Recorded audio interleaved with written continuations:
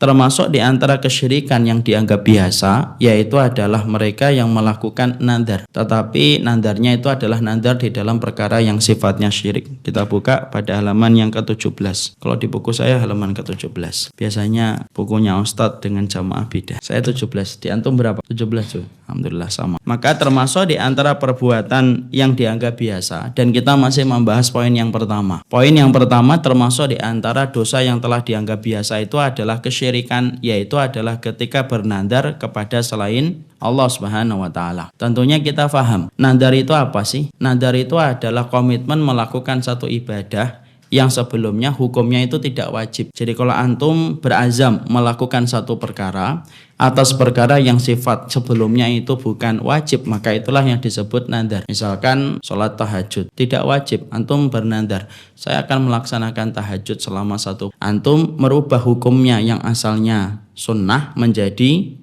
wajib, maka proses bergantinya hukum dari yang sunnah menuju kepada yang wajib itulah yang disebut dengan nadar. Dan nadar itu termasuk perkara yang diperbolehkan di dalam Islam, walaupun nanti ada sifat nadar yang harus kita hindari. Sebelum kita bahas tentang nadar di sini, kita bahas sebentar tentang masalah yang berkaitan tentang nadar. Makanya nadar itu merupakan perkara yang diperbolehkan oleh Allah. Allah menyampaikan di dalam surat Al-Insan, yufuna bin nadri wa yakhafuna yawman kana syarruhu mustatira. Allah itu menyampaikan pada surat Al-Insan ayat yang ke-7, sesungguhnya mereka itu menunaikan nadar dan takut akan satu hari dan takut pada satu hari ketika adabnya itu merata kemana-mana. Di situ Allah itu menyampaikan, Allah memberikan sifat orang yang beriman, salah satunya memenuhi nadar. Kalau Allah menyebutkan itu merupakan sifat orang yang beriman, berarti di situ kita memahami, berarti nadar itu sesuatu yang diperbolehkan. Karena apa? Kalau memang nadar itu tidak diperbolehkan,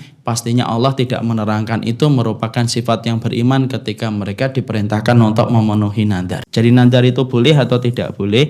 Boleh. Makanya salah satu sifat orang yang beriman memenuhi nadarnya dan hati mereka ketakutan terhadap satu hari ketika adab itu rata menyebar kemana-mana. Disinilah kita faham nadar itu merupakan bagian dari perkara yang diperbolehkan di dalam syariat ini. Makanya nadar itu pun kita harus paham. Nadar itu ada dua. Ada yang pertama yang disebut dengan nadar mutlak. Nadar mutlak itu adalah nadar yang disampaikan tanpa ada keterikatan sesuatu ketika kita mengazamkan melakukan sesuatu. Jadi nadar mutlak itu hukumnya, nadar mutlak itu tanpa ikatan tertentu. Contoh, saya ingin sholat malam, mulai nanti malam satu bulan ke depan, dan saya tidak ingin meninggalkan satu hari pun kecuali saya melaksanakan sholat. Ketika dia mengucapkan itu tanpa dibatasi dengan syarat-syarat, tanpa dibatasi dengan perkara-perkara yang dia ingin peroleh, maka itu disebut dengan nadar mutlak. Dan itulah salah satu nadar yang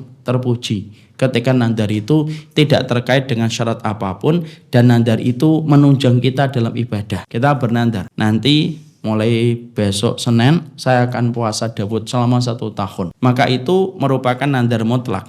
Tidak ada syarat-syarat yang dia kemukakan ketika dia mengajukan nadar itu, dan dia menyampaikan nadar itu hanya untuk mendekatkan dirinya kepada Allah, memberikan motivasi, mengazamkan tekadnya supaya dia mampu beribadah kepada Allah. Maka itu disebut dengan nadar mutlak. Dan nadar mutlak itu termasuk di antara kebaikan untuk memotivasi keinginan kita supaya disiplin dan sistematik ketika melakukan ibadah. Kadang ini kalau kita nggak paksain nadar kan akhirnya kan malam. Berapa banyak kita kadang-kadang sering bilang pengen sholat malam lah nanti malam, lewat nanti subuh baru malam berikutnya lewat, terus berulang-ulang, dan kita merasa sedih dengan kondisi yang memprihatinkan ketika kita tidak mampu sholat malam.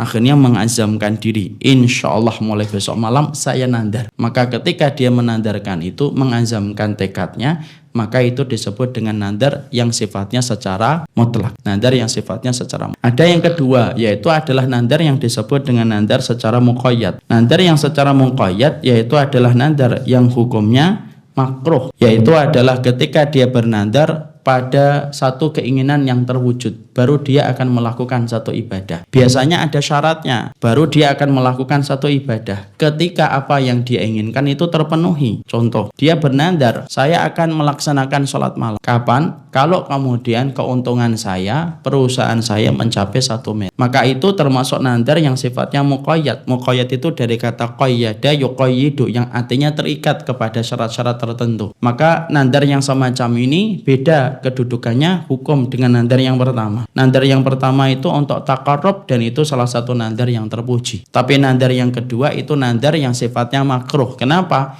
Dia baru beribadah ketika mendapatkan apa yang dia inginkan itu terpenuhi, baru dia beribadah. Padahal harusnya walaupun dia belum dipenuhi oleh Allah, dia tetap diwajibkan berusaha keras untuk melaksanakan ibadah. Maka contohnya nadar muqayyad tadi, kalau saya bisa nikahin wanita itu, oh insya Allah saya akan puasa Daud selama 1 tahun. Nah, dinikahi beneran malah tidak bisa puasa. Maka kemudian itu termasuk nadar muqayyad. Nadarnya kemudian ada syarat-syarat yang dia ingin dapatkan. Orang yang semacam ini disebut orang yang bernadar makruh. Karena apa? Hukum nadar yang semacam ini tidak keluar kecuali orang yang bakhil. Kenapa sampai syariat itu mengatakan orang yang bernadar dalam nadar muqayyad itu sampai disebut dengan nadar yang keluar dari lisan orang yang bakhil?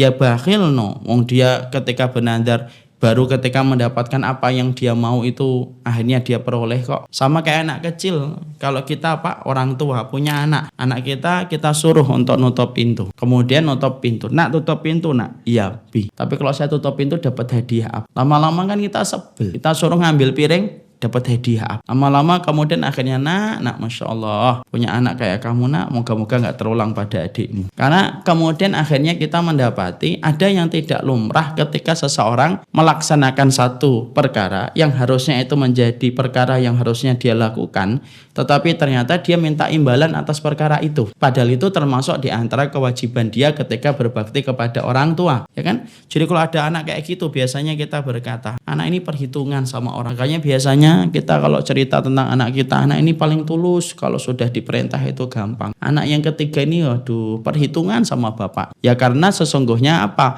Setiap dia diperintahkan selalu memiliki syarat ketika perintah itu pengen untuk dipenuhi. Dan itu sama, nadar muqayyad itu termasuk nadar yang sifatnya makruh. Karena sesungguhnya nadar itu merupakan nadar yang keluar dari orang yang perhitungan kepada Allah. Makanya nadar muqayyad itu tidak disarankan bagi antum, terutama ketika antum sudah paham ilmu. Bakhil orang semacam ya. Maka sesungguhnya ketika sudah paham ada nadar mutlak dan nadar muqayyad, maka kita harus paham pula. Hukum nadar pada dasarnya kembali lagi ada hukumnya yang menjadi wajib, yaitu nadar yang sifatnya membangun ketaatan, hukumnya wajib. Dimana kalau kemudian antum tidak mampu melaksanakan hukum nadar yang sifatnya taqarrub ataupun sifatnya tadi muqayyad. Kalau misalkan nadar muqayyad tetap dilakukan Ustaz, walaupun dia tahu itu bakhil tapi dia tetap bernadar yang semacam itu, maka hukum nadar berlaku walaupun itu makruh. Artinya dia tetap diwajibkan untuk beramal sesuai dengan syarat nadar yang dia tetapkan, dan kalau dia membatalkan dia harus membayar kafarah. Kafarah itu penebusnya. Kalau nadar mutlak dan muqayyad dalam kerangka untuk Allah, maka ini hukumnya boleh. Tapi ada nadar yang kedua, nadar yang diniatkan untuk perkara kemaksiatan, untuk perkara kesyirikan dari selain Allah,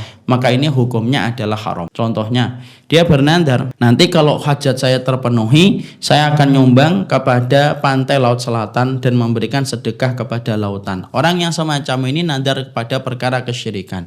Nadar pada kesyirikan itu hukumnya syirik, dan itu merupakan perkara yang wajib untuk dibatalkan. Dan tidak usah kemudian membayar kafarah ya. Tidak ada kewajiban membayar kafarah kalau nadarnya kesyirikan. Cuma siapapun yang pernah nadar dalam kesyirikan walaupun tidak wajib membayar kafarah, maka sesungguhnya dia wajib untuk bertobat dari kesyirikan yang dia lakukan, karena itu bisa menyebabkan syirik akbar, syirik yang mengeluarkan dari agama Allah ya. Makanya kita bahas, bagaimana kalau ada orang yang bernadar dalam perkara nadar yang diperbolehkan, kemudian dia ingin membatalkan nadarnya. Kita buka surat Al-Maidah 80, surat Al-Maidah 89, tolong dibuka, dibaca salah satu. Sama. Jadi nadar dengan sumpah itu sama. Jadi kalau siapapun yang dulu pernah baiat sama kelompok sesat, dulu pernah memberikan sumpahnya, sumpah mati saya pokoknya kepada kelompok itu, ataupun yang pernah ikut geng, dalam geng itu disumpah dengan baiat, setia kepada geng motornya, dia setia kepada geng motornya, maka sesungguhnya ketika dia membatalkan sumpahnya, maka sama dengan membayarkan kafarah kepada nadar, yaitu surat Al-Maidah 89. Yang pertama, kalau kita ingin membatalkan sumpah dan nadar, satu, memberikan makanan kepada 10 orang miskin, makanan yang biasa kita konsumsi. Ya, kalau antum memang kebiasaannya pete, ya sekitar itulah harganya, kalau memang harganya segitu. Tapi kalau antum mampu membeli ayam karena memang kebiasaan keluarga antum makan menengah ke atas, antum harus memberikan yang sama 10 orang, ya. Yang kedua membebaskan budak. Hari ini tidak ada budak, ya sudah, kita kembali pada opsi yang pertama.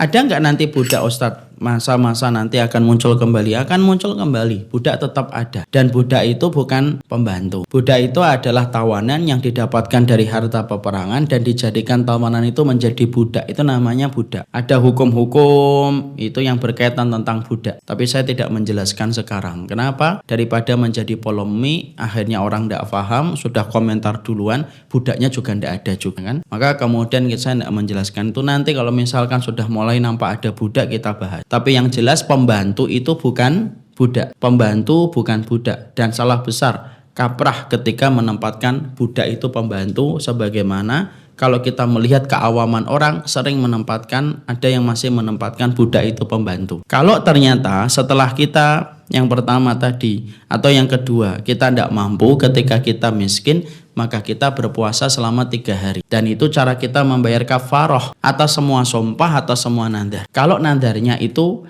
bukan dalam perkara syirik. Contohnya nadar, kapan kita bayar nadar, Ustadz? Contohnya kita bernadar pengen puasa Daud selama 1 tahun, ternyata tidak mampu puasa Daud selama 1 tahun, bayar kafarah. Nadar yang sifatnya muqayyad, kita kemudian bernadar nanti kalau laku 10 M kita akan sholat malam, yaitu semalam suntuk dari isya sampai subuh, tidak mampu melaksanakan, maka kita bayar kafarah. Tapi kalau kemudian nadarnya syirik, pokoknya ini kalau laku 10 M saya akan mendatangi kemudian tempat keramat itu dan saya akan memberikan sesaji kepada tempat itu, maka nadar syirik tidak perlu ditebus dengan kafarah, tetapi wajib pelakunya untuk bertobat kepada Allah Subhanahu wa taala. Banyak nggak yang semacam ini? Banyak. Masih banyak. Dan beliau melihat ini menjadi salah satu kebiasaan di masyarakat itu yang masih banyak. Makanya sering kita jumpai ada orang-orang karena keawamannya itu sering berkata, nanti kalau saya kemudian sudah selesai ini, dapat ini, saya akan datang ke kuburan fulan dan kuburan fulan. Dia akhirnya mendatangi kuburan fulan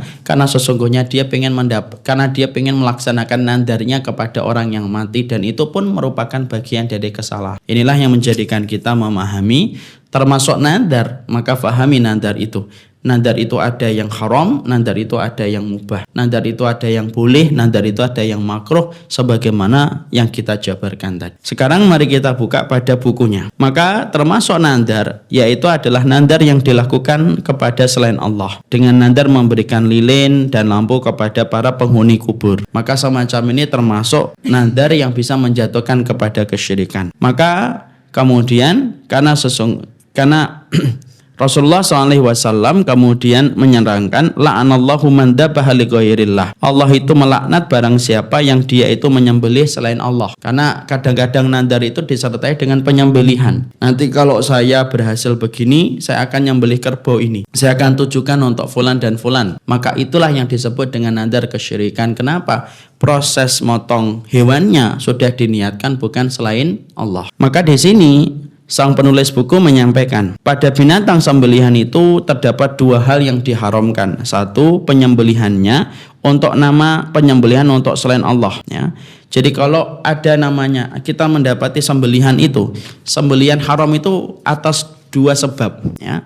Yang pertama, penyembelihan itu haram. Penyembelihan itu adalah sudah diniatkan bukan untuk Allah. Jadi kalau ada orang yang nyembelih hewan tetapi sudah niatnya dari awal itu bukan untuk Allah, maka itu sudah haram. Karena penyembelihannya bukan ditujukan kepada Allah. Apapun yang disembelih bukan ditujukan kepada selain Allah, bukan ditujukan kepada Allah, maka itu hukumnya sudah haram dan sudah bisa menyebabkan terperosoknya di dalam kesyirikan. Kemudian yang kedua, penyembelihannya dengan atas nama selain Allah. Artinya dia menyebutkan nama selain Allah. Mungkin dia Menyembelihnya bukan untuk Allah dan untuk selain Allah. Pokoknya misalkan dia ingin makan sate, tetapi dia ketika nyembelih hanya ingin makan sate, tetapi ketika nyembelih tidak mengucapkan nama Allah, tetapi menyebutkan nama-nama yang lainnya, mungkin Tuhan-Tuhan batil atau mungkin sesuatu yang dia takutkan dan dia keramatkan, dengan nama itu dia menyembelihnya, maka itu pun menjadi haram dan bisa menyebabkan pelakunya terjatuh dalam kesyirikan. Contohnya ada. Saya pernah melihat tayangan ikhwan. Tayangan yang saya pernah saksikan, ada acara adventure yang kemudian masuk ke suku-suku pedalaman. Maka ketika ada salah satu wartawan dan dua wartawan yang ingin mengakses informasi di suku yang ada di pedalaman itu, maka para ketua suku memberikan syarat sebelum mereka masuk. Syaratnya apa? Kamu harus nyembelih untuk leluhur kami. Maka kemudian disembelih dengan atas nama leluhur betulan. Kemudian tradisinya darah itu dioletkan ke wajah. Baru diberikan izin untuk mengakses kepada suku-suku yang ada di situ supaya tidak terjadi keributan kepada leluhur dari arwah-arwah yang sudah meninggal. Hal yang semacam itu termasuk di antara perkara yang bisa menjerumuskan kepada kesyirikan. Itu termasuk perkara yang bisa menjerumuskan kepada kesyirikan tanpa kita sadari. Karena sesungguhnya haramnya penyembelihan itu dua. Pertama, disembelih karena niatnya memang bukan untuk Allah. Yang kedua, disembelihnya itu memang dia menyebutkan nama selain Allah ketika dia menyembelih, dan itu termasuk perkara syirik. Makanya kalau kita boleh melebar sedikit, boleh nggak bagi kita kalau mendapati daging-daging itu nanti kemudian ternyata diletakkan di tempat-tempat keramat, kemudian kita ngelewatin, boleh nggak kita memanfaatkan itu? Tidak boleh, haram hukum. Karena apa? Karena dia hukumnya menjadi haram. Tidak bisa mengatakan, mau badir no Ustaz. Mau badir itu pada perkara yang halal, bukan dalam perkara yang haram. Jangan memakai kaedah mubadir dan tabdir dalam perkara yang haram. Kita tidak diperbolehkan memakai kaedah tabdir pada sesuatu yang sifatnya haram. Minum khamar 1 botol masih ada 2 botol. Ayo pulang, mubadir Ustaz, masih ada 2. Nah itu tidak boleh. Makanya ketika kita menemukan itu tidak boleh dimanfaatkan. Kenapa? Itu sudah termasuk perkara yang haram. Karena yang disembelih untuk selain Allah ataupun yang disembelih menyebutkan nama selain Allah, sesungguhnya dia haram hukum. Walaupun dia menyebutkan nama-nama makhluk sekalipun, maka itu haram. Ya. Jadi contohnya saya pernah mendapati kisah 1-2 hari yang lalu. Ada seorang ikhwan cerita, keluarga besarnya ada yang melakukan kesyirikan, nyembelih. Afan, bukan ini. Jadi ada sebuah perusahaan musik kan. Perusahaan musik itu kalau kemudian akan mengeluarkan sesuatu, itu kemudian sampai dia itu nyembelih. Dia nyembelih daging kemudian diletakkan di pojok-pojok kantornya, di ruangan-ruangannya, di luar outdoornya dan indoornya. Yaitu supaya kemudian produknya. Maka kemudian kata beliau ini, karena dulunya beliau hijrah dari tempat yang semacam itu, beliau cerita, itu biasanya nanti pagi Ustadz habis sudah dimakan security. Ya, saya bilang haram itu akhi. Pertama yang melakukan itu adalah haram, maka sesungguhnya itu pun hasil masakannya itu haram. Dan kita harus paham, saya tidak menutup fakta, tidak menutup mata dari sebuah fakta. Sampai lagu-lagu hari ini pun kadang-kadang itu tidak lepas dari pengaruh sihir. Walaupun saya tidak mengatakan semua. Makanya jangan kaget kalau kita mendapati sampai kemudian penyanyi-penyanyi luar negeri dituduh mereka itu beraliran satanik, yaitu setan-setan, dan mereka menghambakan diri kepada setan. Kenapa? Karena memang not balok itu kalau sudah disusun, mereka itu berupaya bagaimana not balok itu bisa menghasilkan musik dengan kualitas yang sampai masuk ke bawah alam saja. Kalau musik kan gitu kan, sampai kadang-kadang orang lindur saja ketika ngigu, ada yang ngigunya itu adalah dengan musik. Makanya mereka sampai kemudian beraliran kepada, banyak yang dituduh beraliran kepada setan. Kenapa? Supaya menjadikan lagu dan lirik mereka itu booming di muka bumi ini sampai mereka melakukan itu. Yang namanya sihir itu tidak pernah absen dalam setiap zaman, ya kan? Sampai pemilihan kepala daerah di sini aja kan sudah menjadi rahasia umum kan. Sampai kemudian kalau akan ada dan menjelang pemilihan kepala daerah, tempat-tempat dukun itu rame ya. Dan syaratnya macam-macam itu. Ada syaratnya muter-muter di kota itu sampai kemudian 27 kali. Jadi ada itu, saya pernah ceritakan, ada itu syaratnya dukun Ustaz. Ada satu daerah di Kalimantan itu, ketika ada yang datang ke dukun, dukunnya memberikan syarat. Syaratnya apa? Ngitarin itu kota itu 27 kali. Dan itu ya dilakukan, dikerjakan. Kenapa? Ya memang orang kalau sudah melakukan kesyirikan kan terombang-ambing jiwanya ketika dia diombang-ambing dengan bisikan syaitan. Makanya itu ada. Makanya kembali kepada di sini, proses penyembelihan binatang kalau kemudian dia diniatkan kepada selain Allah ataupun dia disembelih dengan menyebutkan nama selain Allah, maka itu merupakan bagian dari kesyirikan. Memanfaatkan dagingnya pun tidak diperbolehkan, dan itu termasuk nadar yang syirik. Orang kalau sudah nadar syirik kemudian dia tahu hukumnya, maka apakah wajib bagi dia membayar kafarah? Tidak wajib. Tadi saya sampaikan ada fulan yang bernadar bahwasanya dia kalau apa usahanya itu laku, maka dia akan menyembelih, dan dia niatkan menyembelih itu untuk diberikan sedekah kepada bumi. Contoh. Ternyata kemudian akhirnya apa? Dia paham ilmunya. Ketika dia paham ilmunya, maka tidak boleh bagi dia untuk memenuhi nadar itu. Haram hukumnya dan wajib membatalkan nadar itu. Dan ketika dia membatalkan nadar itu, maka sesungguhnya tidak ada kewajiban membayar kafarah. Nah, itulah yang harus kita paham. Dan ini termasuk kemudian syirik besar, ya. Maka kita baca di sini. Dan termasuk penyembelihan jahiliyah yang terkenal di zaman kita, yaitu adalah menyembelih untuk jin, yaitu manakala mereka membeli rumah dan membangunnya. Mereka ketika menggali sumur, menyembelih tempat tersebut di depan pintu gerbangnya dan sebagainya, sembelihan sesajen karena takut kepada gangguan jin. Nah, itu sama. Diletakkan di ini, ditanam kepala kerbau ketika membangun rumah. Semua itu merupakan bagian dari hal-hal yang sifatnya jatuh kepada kesyirikan. Syirik besar kalau dia meyakini secara mutlak bisa memberikan manfaat dan mandharat, dan menjadi syirik kecil kalau dia hanya menganggap itu tetap meyakini Allah yang memberikan manfaat dan mandharat. Tapi walaupun semacam itu perkara yang harusnya dan zaman itu semakin ketika berkembang tidak menunjukkan kualitas bahwasanya kita semakin akan meninggalkan sihir. Enggak. Yang bisa menjadikan orang meninggalkan sihir itu bukan perkembangan zaman dan ketika dia merasa pada zaman modern, bukan. Tapi yang bisa menjadikan orang itu bisa meninggalkan yaitu perdukunan, masalah menghambakan diri kepada setan dan jin, yaitu ketika orang itu faham akidah dan faham tauhid. Kenapa saya tegas mengatakan yang bisa menjadikan kita meninggalkan sihir dan perdukunan itu bukan kemodernan? Ya Allah, yang bangun gedung-gedung tingkat-tingkat tinggi itu rata-rata orang modern. Tapi masih percaya nggak dengan hal-hal keyakinan-keyakinan yang batil? Masih. Angka 4 nggak ada. Makanya kalau kita nyari lantai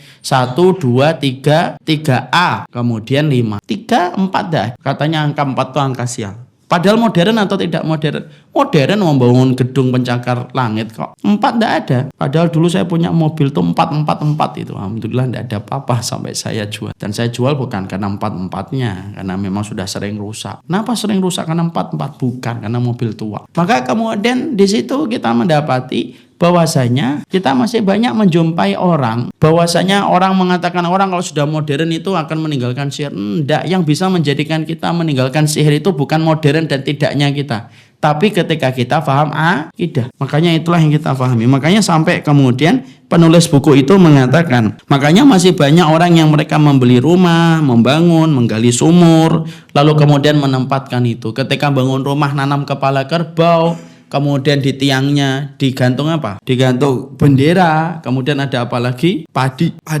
Masih banyak yang melakukan yang semacam itu. Ada yang lahiran nanti kemudian ditaruh ari-arinya bersama pulpen dan bersama dengan kaca cermin kan. Pulpen itu supaya pinter, cermin itu supaya cantik. Masya Allah. Taruh aja obeng Pak supaya nanti punya bengkel ketika dewasa.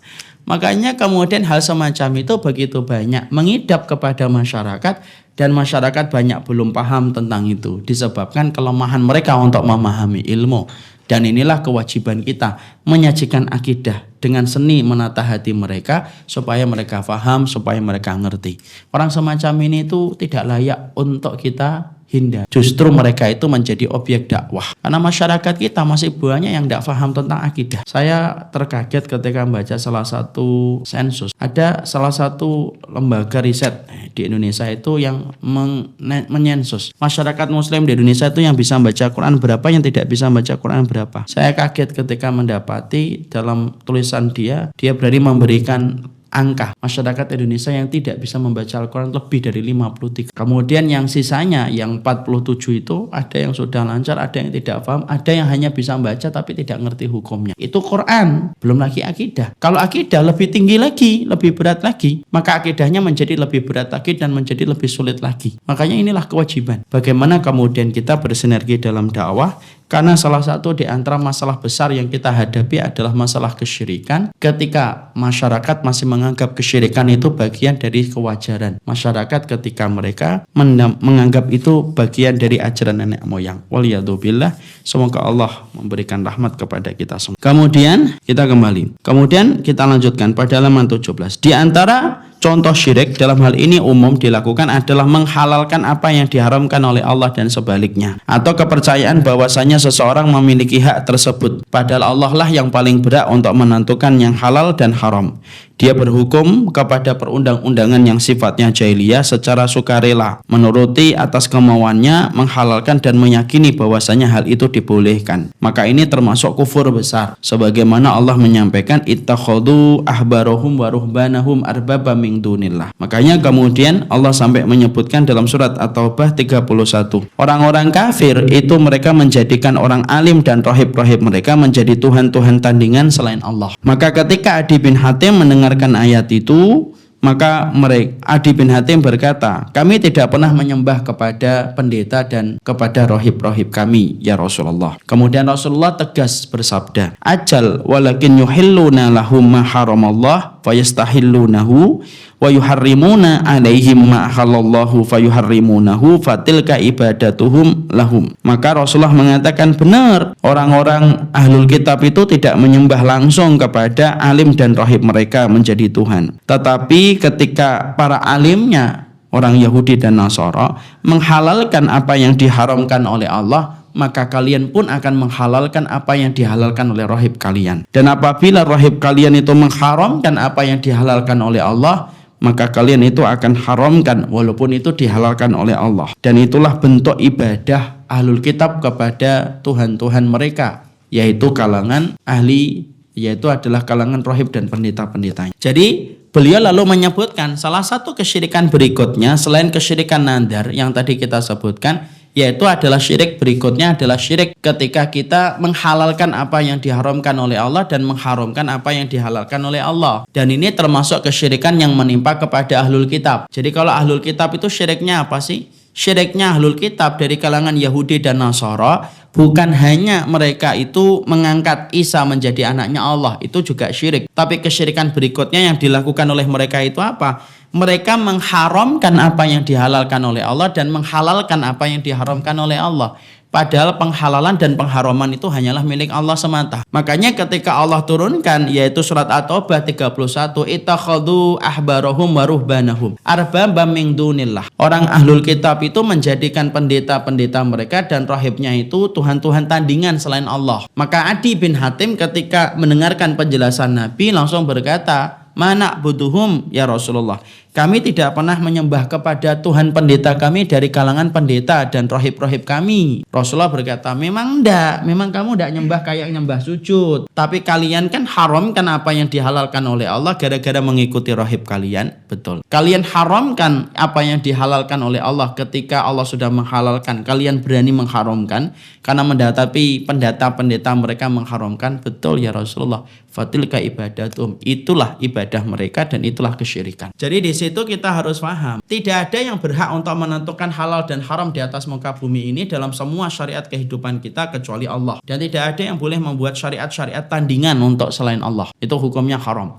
Dan ini termasuk kufur akbar. Ini termasuk kufur besar yang mengeluarkan seseorang dari agama Allah. Jadi misalkan ada orang yang mengatakan ini halal padahal dia haram, ini haram padahal dia halal. Hati-hati. Perbuatan itu perbuatan kufur yang bisa menyebabkan orang itu keluar dari Islam. Dan saya harus sampaikan ikhwan, takfir, pengkafiran di dalam akidah Ahlussunnah itu ada, yang mana diletakkan dengan kaidah dan rambu-rambu yang tepat. Baina ifrat wa tafrid, tidak berlebihan, tidak terlalu longgar. Kenapa? Karena Takfir itu ada dalam Islam. Jangan sampai kemudian kita a priori kemudian mengatakan takfiri dengan begitu mudahnya. Karena takfir itu ada. Makanya kenapa kita bisa mengatakan Syiah itu kufur, kafir dia, sebagian dari ajarannya contohnya adalah yaitu Rafidhah, karena ada takfir di dalam Islam. Cuma takfir itu dilakukan dengan cara yang benar. Takfir itu dilakukan dengan cara yang benar, dengan kaidah yang benar, tidak serampangan, tidak gampang. Tapi takfir ada nggak di dalam Islam? Ada. Ada orang yang anti takfir. Ini merupakan ciri khasnya orang Murji'ah. Orang yang kemudian tidak sama sekali mau mengkafirkan padahal telah jelas hujah dan telah jelas segala macam dawabitnya.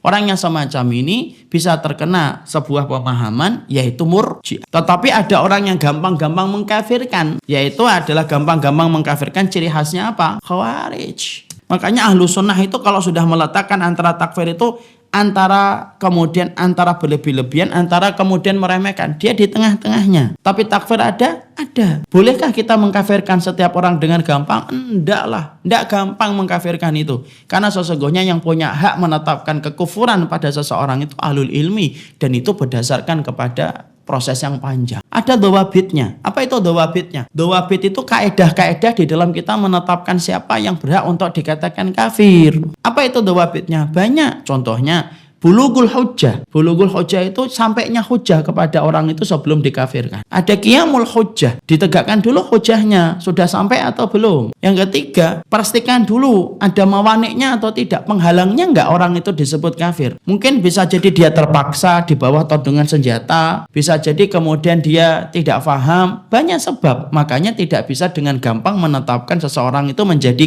kafir. Tapi takfir ada? Ada. Orang yang menolak takfir adalah bagian dari sifatnya orang Murji'ah. Tapi orang yang berlebih-lebihan di dalam kemudian takfir, maka itu merupakan bagian dari sifat Khawarij. Nanti kita bahaslah. Murji'ah dan Khawarij itu kayak apa sih Ustaz? Karena sekarang rame-rame orang itu sering menyebut Murji'ah, Khawarij, Murji'ah, Khawarij. Iqra 3 aja sudah bisa nyebut orang Khawarij kan? Orang-orang hari ini tuh rebutan jadi mufti. Diperparah dengan orang yang menyampaikan ilmu, tidak paham kondisinya, gampang untuk memvonis. Padahal cuma fakultas syariah ataupun S2 sudah bisa memvonis orang lain. Saya mendapati para asatid, syekh-syekh kami dulu ketika kami di fakultas syariah, tidak gampang itu memvonis. Tapi heran hari ini murid-muridnya itu melebihi dari para masyayikh kami dulu ketika kami belajar. Nah, itulah yang menjadikan kita harus memahami, termasuk di antara perkara kesyirikan yang hari ini itu kemudian mewabah, yaitu orang yang berani mengharamkan apa yang dihalalkan oleh Allah dan menghalalkan apa yang diharamkan oleh Allah. Dan itu termasuk perkara kekufuran, dan itu termasuk syirik akbar. Contohnya saya ini menurut saya riba itu tidak apa-apa. Nah, ini termasuk perkataan yang berat. Permasalahan perkataan yang kufur atau tidak? Kufur. Tapi apakah pelakunya bisa langsung disebut kafir? Belum tentu. Antum harus bedakan kufur dengan kafir. Kufur itu perbuatannya. Kalau perbuatannya kita katakan kufur, itu belum memvonis. Vonis itu kalau sudah berani mengatakan kafir, nah itu baru kafir, itu baru vonis. Tapi orang yang mengatakan menurut saya jilbab itu tidak wajib. Terus yang wajib apa? Yang wajib itu adalah beriman sama. Kalau jilbab itu tidak wajib. Tergantung orang itu bagusnya pakai jilbab atau enggak. Kalau cocoknya pakai jilbab. Kalau enggak pakai jilbab, enggak cocok, enggak usah pakai jilbab. Orang semacam ini perbuatannya, perkataannya kufur atau tidak kufur? Kufur. Tapi apakah bisa langsung dianggap kafir? Enggak bisa. Nanti harus banyak kaidah yang harus kemudian ditegakkan dulu. Tidak gampang. Wong seorang siapa itu yang menebarkan kopi cyanida itu siapa? Jessica. Itu aja sidangnya sampai berbulan-bulan, sampai apal dia kan. Karena ngelihat secara langsungnya. Itu sampai berbulan-bulan hanya untuk menetapkan apakah dia menaburkan kopi, apakah menaburkan cyanida di kopi itu ataukah tidak. Apalagi dalam sifat yang sifatnya sudah besar, yaitu persoalan kafir. Musibah agama ini yang menimpa kepada umat ini adalah banyaknya orang yang gampang mengkafirkan, banyaknya orang yang anti pengkafiran. Jadi kalau tiba-tiba ada yang mengatakan hati-hati itu perbuatan kufur, takfiri. Loh kok takfiri? Membedakan kufur sama kafir aja belum ngerti. Misalkan kemudian kita mengatakan ada orang yang mendatangi dukun, kita mengatakan orang yang datang ke dukun itu perbuatan kufur. Betul atau tidak? Tapi apakah dia langsung kafir? Belum tentu. Itu yang benar. Makanya kalau sudah memutuskan orang itu kafir dengan dawabit itu kaidah-kaidah yang sudah ditetapkan. Tapi itu termasuk perkara yang tidak dipisahkan dalam agama. Takfir itu termasuk dalam persoalan akidah. Makanya kalau kita baca dalam kitab-kitab akidah selalu ada pembahasan masalah takfir. takfir. Karena apa? Kalau tidak ada pembahasan takfir, akhirnya setiap orang itu berbuat apa saja dalam Islam dan merasa tidak batal Islamnya. Bahaya atau tidak bahaya? Bahaya. Makanya kenapa ada pembatal Islam itu untuk membuat supaya pagar-pagarnya dalam kitab berislam itu ada pagar-pagar pembatasnya. Makanya pembatal Islam itu ada berapa? Ikhwan, salah nanya. Pembatal keislaman itu ada berapa? Ada 10. Pembatal keislaman ada 10. Kenapa kok pembatal keislaman itu disampaikan dan dijelaskan dalam akidah? Loh, kalau pembatal keislaman itu tidak ada di dalam Islam, lah semua orang nanti berbuat apa saja dan tetap menganggap dirinya muslim. Bahaya atau tidak bahaya? Bahaya. Akhirnya apa? Jadilah orang-orang yang mereka mengolok-ngolok agama, mengejek-ngejek. Kalau kemudian tidak ada kaidah yaitu pembatal keislaman, orang tidak takut akhirnya. Sama antum belajar wudhu tetapi antum tidak belajar bagaimana mengetahui pembatal wudhu, itu bahaya. Kenapa? Kalau kita kemudian belajar wudhu tapi tidak belajar bagaimana pembatalnya, ya parah. Setiap antum wudhu, mau kencing, mau BAB, mau mencampuri istri, merasa apa? Sudah wudhu. Suci atau enggak? Wudhu tadi saya. Tadi kan nyampurin istri, tapi kan sudah wudhu kan? Karena tidak paham. Padahal kemudian mendatangi istri, kemudian kentut, BAB itu termasuk pembatal wudhu.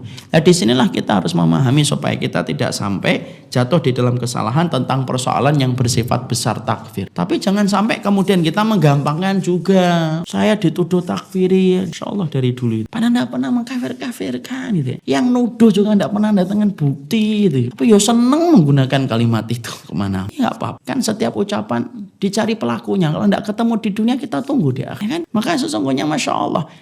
Sampai ada orang yang hari ini kemudian katanya tidak mau menyesat-nyesatkan, tapi gampang menyesatkan. Bahkan kadang-kadang konsekuensi sampai mengkafirkan. Walaupun katanya itu cuma sesat, tapi akhirnya apa? Aplikasi dalam keseharian itu kayak mengkafirkan.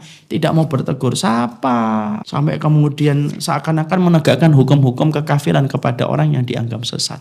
Nah disitulah kita akhirnya paham bahwasanya dalam kesalahan ini termasuk di antara perkara kesyirikan itu apa? Mengharamkan apa yang dihalalkan oleh Allah dan menghalalkan apa yang diharamkan oleh Allah. Jadi saya memberikan nasihat kepada siapapun yang memegang jabatan hari ini, jangan sampai mengharamkan yang dihalalkan oleh Allah, jangan sampai menghalalkan yang diharamkan oleh Allah. Itu dosa. Ini nasihat seorang mukmin kepada seorang. Silahkan jadi apa saja, bos, atasan, muasa dan yang lainnya. Tapi ingat, mengharamkan apa yang dihalalkan oleh Allah itu termasuk perkara yang besar di sisi Allah. Sebagaimana sebaliknya. Dan itu termasuk perkara kesyirikan yang hampir hari ini dianggap biasa. Kemudian kita buka halaman yang ke-19.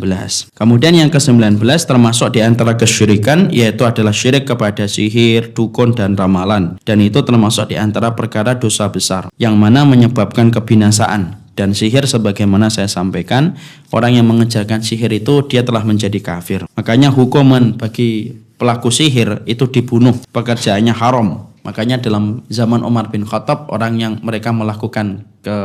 melakukan sihir itu sesungguhnya mereka itu dipenggal kepalanya. Makanya kita tidak boleh untuk melalaikan tentang masalah sihir. Jangan pernah kita menganggap bahwasanya sihir itu hari ini sudah reda. Enggak, Pak. Sihir itu semakin besar. Karena nanti puncaknya munculnya Dajjal. Itulah puncak-puncaknya sihir dan puncak-puncaknya. Makanya kemudian kita menjaga diri dari berbagai macam mata yang jahat dan rencana yang jahat yang tidak pernah kita ketahui. Dan banyak hati-hati terhadap ain yang jahat, terhadap orang yang benci sama kita. Makanya membaca Al-Ikhlas, Al-Falaq dan An-Nas merupakan penjagaan minim supaya diri kita tidak terkena keburukan dari orang yang jahat memandang kita. Ya, Allah a'lam bishawab. Kemudian termasuk di antara perkara yang dianggap biasa hari ini padahal itu termasuk kesyirikan yaitu kepercayaan kepada bintang-bintang, kepercayaan kepada berbagai macam perkara yang mereka takutkan dari selain Allah Subhanahu wa taala. Mereka sampai memakai jampi dan segala macamnya, itu termasuk kesyirikan